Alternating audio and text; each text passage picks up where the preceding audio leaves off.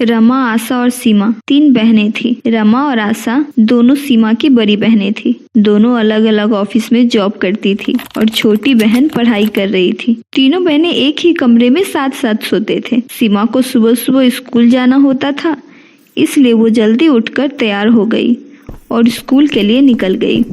लेकिन रमा और आशा सोई रह गई। तभी माँ रूम में आती है।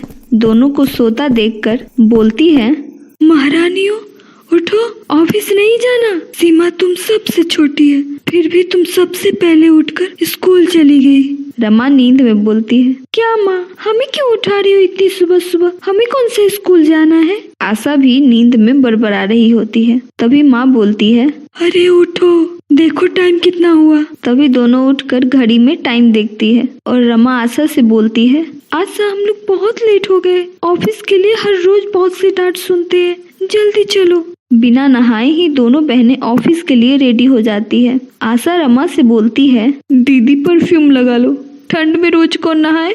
हाँ दे परफ्यूम। तभी माँ कमरे में आती है और बोलती है, शरीर में तो परफ्यूम लगा लिया, लेकिन बालों का क्या? 1 हफ्ते हो गए तुम दोनों के बाल धुले हुए, जुए हो जाएंगे तुम दोनों के बालों में, इतना गंदा रखोगे तो। तभी रमा बोलती है, माँ हम ऑलरेडी बहुत लेट हो गए, बाल दूसरे दिन साफ कर लेंगे। इतना कहकर दोनों ऑफिस के लिए निकल गए। जैसे जैसे ठंड बढ़ने लगी, दोनों बहनें और भी आलसी हो गई। एक दिन माँ पिताजी के साथ सीमा भी नाश्ता कर रही थी। तभी रमा और आशा सर खुजलाते हुए वहाँ आ गई। तभी माँ बोलती है, क्या बात है, आज सूरज कहाँ से निकला है? दोनों बहनें बिना उठाए इतनी जल्दी उठ गई। रमा बोली, नहीं माँ, आज सर बहुत खुजला रहा है, इसलिए नींद खुल गई। तभी आशा बोलती है, गंदगी के कारण सर ज्यादा खुजली हो रही है। तभी माँ बोलती है, 1 हफ्ते हो गए बिना बाल धोए, तो क्या बालों में गंदगी नहीं तो क्या खुशबू होगी? तभी उसके पिताजी बोलते हैं, देख लो क्या हुआ इनके सर में, मैं सीमा को स्कूल छोड़कर आता हूँ। जैसे ही माँ उन दोनों के सर को देखती है, अपना सर पीटने लगती है। मैंने बोला था साफ करो सर को, लेकिन मेरी सुनता कौन है? इतने जुए हो गए हैं दोनों के सर में, तुम दोनों अब क्या करोगी? आज जितना भी लेट हो, बिना सर साफ किए ऑफिस नहीं जाना है।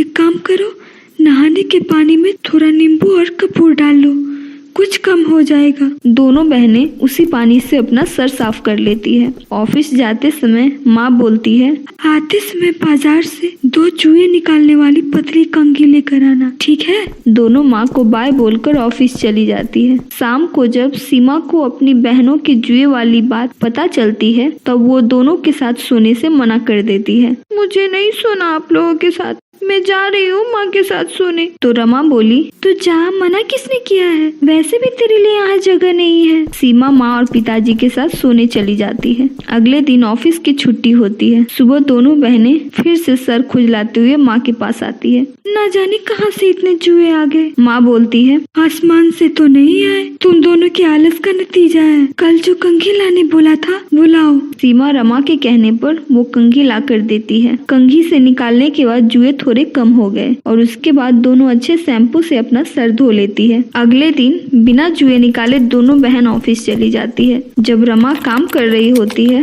तभी कुछ जुए निकलकर ऊपर चल रहे होते हैं। एक ऑफिस में काम कर रही दोस्त की नजर उस पर जाती है। तभी वो रमा को बोलती है, छी, कितने जुए हैं तुम्हारे सर में, सर साफ नहीं करती। रमा बोलती है, अपना काम करो, तुम्हें क्या मतलब मैं धोती हूँ या नहीं? यह बात उसकी दोस्त ने ऑफिस में सबको बता दी। सब रमा पर हंसने लगे। उधर आशा का भी यही हाल था। दोनों उदास होकर घर पहुंची। माँ बोली, क्या हुआ, दोनों का चेहरा क्यों उतरा हुआ है? रमा बोली, बेइज्जती हो गई हमारे ऑफिस में इस जुए की वजह से। तभी माँ बोली, जुए की वजह से नहीं, तुम लोगों की खुद की वजह से। आशा बोली, माँ तुम तो मत सुना, अब क्या करे ये बताओ। माँ बोली, 2-3 दिन ऑफिस मत जाओ, जैसा बोल रही हूँ वैसा करो। दोनों ठीक है बोलकर रूम में चली जाती है। अगली सुबह दोनों हल्का गर्म पानी में अपना सर धोती है। उसके बाद जुए निकालने वाली कंघी से कुछ कुछ जुए निकालती है। उसके बाद माँ की बात सुनकर नारियल तेल में नींबू का रस मिलाकर दोनों बहनें अपने सर में लगाती है। 2-3 दिन तक ऐसा करने से दोनों को बहुत आराम मिलता है। अब दोनों बहनों के बालों से जुए खत्म हो गए थे। सभी जब ये बात सुनते हैं तो बहुत खुश होते हैं और माँ दोनों को समझाती है कि बेटी। आप कभी भी आलस मत करना, वरना अभी तक तो ठीक है। मैं हूँ तुम दोनों का देखभाल करने के लिए। तुम्हारी शादी के बाद कौन ऐसे ख्याल रखेगा? उस समय तो तुम दोनों को खुद ही अपना ख्याल रखना होगा। इस पर दोनों बोलते हैं, हम आपकी बातें याद रखेंगे माँ, और सब खुशी खुशी रहने लगते हैं।